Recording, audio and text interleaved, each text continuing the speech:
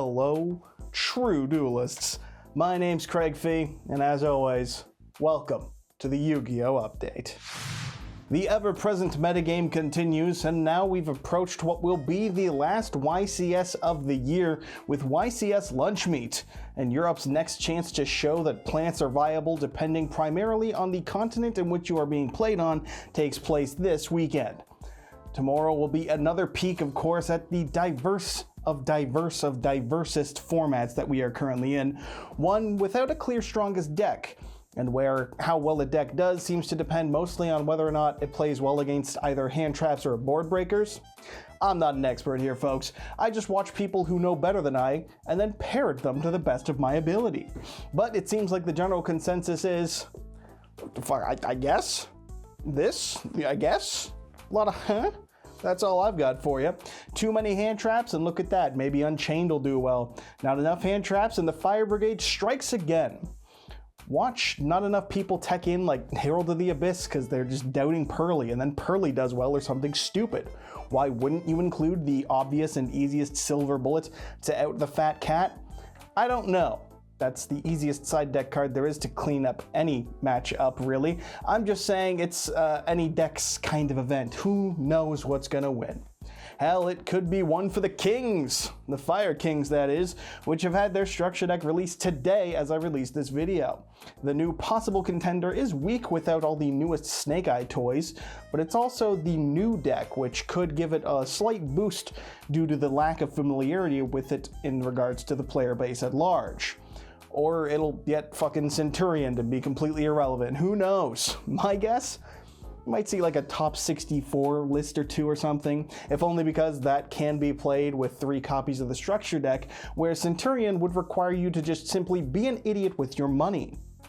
In other YCS news, Konami has announced another Team YCS to take place in Las Vegas once again, this time on February 24th and 25th of 2024, giving us another back-to-back YCS, as that will be the weekend after the Team YCS in San Jose. And because I didn't give it the due attention that it deserved last week, there's also YCS Sydney in Australia, taking place on March 9th and the 10th. And that's all I know of for YCSs thus far, so I hope you live near one of those places, because if not, enjoy buying a fucking plane ticket, I guess, because what are you going to do, drive to Sydney? Good luck. And for a bit of Spice Watch this week, I've got a deck that you wouldn't expect, Snake Eye. No, not as an engine in another deck, not as a teched part of a better deck a la Fire King's pure ass Snake Eye. But don't you worry, because it does of course play the Diabellstar engine, so you will not be playing it for yourself on the cheap. I mean, that fits, they're part of the same lore, right? So it goes together. I'm just saying this ain't a fucking budget deck. This is just Snake Eye, from what I can tell, where you get to abuse Flamber's Dragon and Crystal Beast the shit out of some cards while doing so. I think the neatest part about this deck by and large was that it sided in 2 copies of Neo Flamvell Lady, which can quick effect pitch a fire monster from your hand to DD Crow an opponent's card in their graveyard, and in doing so will allow you to send your copy of Snake Eye Oak to the graveyard, which is the deck's Wolf Bark of sorts, or Alistair the Teller Knight. I'm a Yugi boomer, don't at me, it's fucking Wolf Bark in my eyes.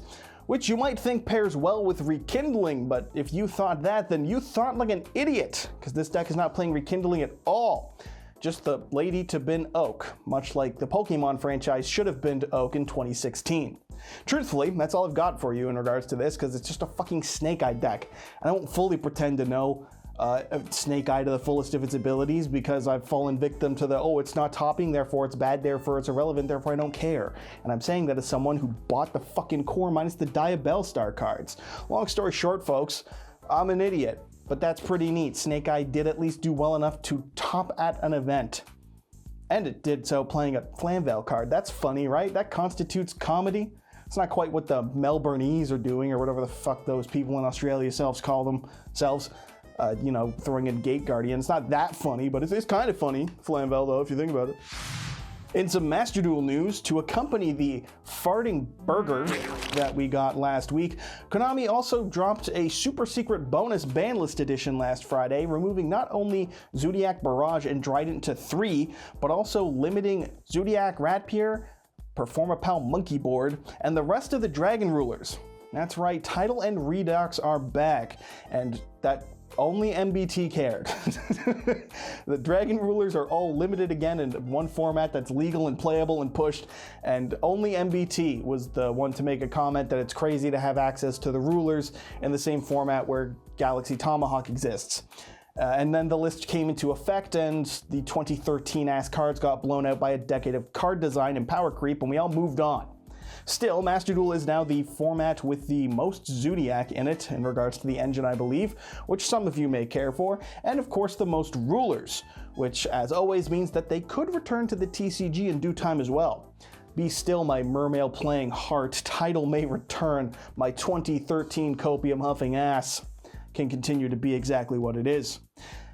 As seems to be the case in Master Duel, I don't think that it will matter in the grand scheme if you bring the Dragon Rulers back, which is insane to say, but that's mostly because I personally firmly believe that time is the enemy and refuse to accept that I have aged in any capacity. It's still like 2017 or something, right? Fuck it, that's what I've been going on. Still, it's current year, and multiple rulers can only really be on par with the rest of the current metagame's grind game and the sort, and it certainly does not have the capability to build the boards that, you know, compete with current end boards, because I can't believe, it's so crazy to say, guys, it's Draco Sack Pass is just bad. That came into effect in like 2014 when Castel came out, let alone in 2023 moving into 2024. So here's to the Rulers. May they come back sooner than later so all my sparkly cardboard can be relevant.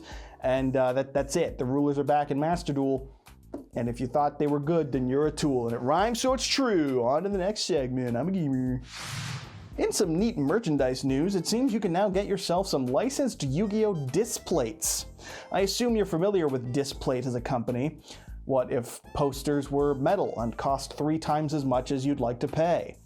Well, if you aren't aware of Displate, I've summed it up for you. There you go. Metal posters to keep them longer lasting or something to that effect. I don't know, or to validate money beings? I don't fucking know. Metal posters, that's the point. And now you can get some Yu-Gi-Oh! Themed ones. And you know what that means. That's right, folks. Duel Monsters nostalgia. Would you like a metal poster of Yu-Gi-Oh! On your wall? How about Kaiba? Fuck it, how about both of them on one poster? Mom, get the fucking camera, am I right, duelists? There's actually also plenty of monster art as well, and not just from the Duel Monsters era. I'm talking things like the Azer trio, you know, the fucking Nordic gods from 5Ds. I don't know who was calling for metal posters of them, but whoever you were, you've come out on top, because all 3 of them got the...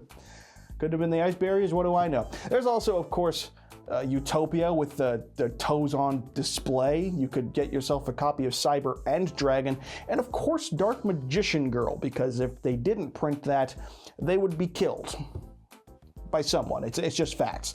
All of these start at like, what, $49, and the prices only go up from there, but hey, Baby Dragon, you know you want it. You know you want the Baby Dragon. So go ahead and think about it, and don't worry, you don't have to think about it at all, actually, because you can just buy the one with Joey and the caption, "It's your move."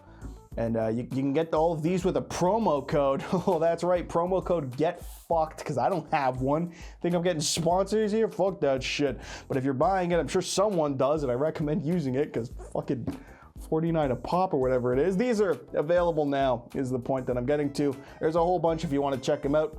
And if you don't, I don't care. Like I said, I'm not fucking sponsored. I'm just telling you about it. And so, of course, now we move on to our sponsor. That's right, the LIFD Magnetic Display.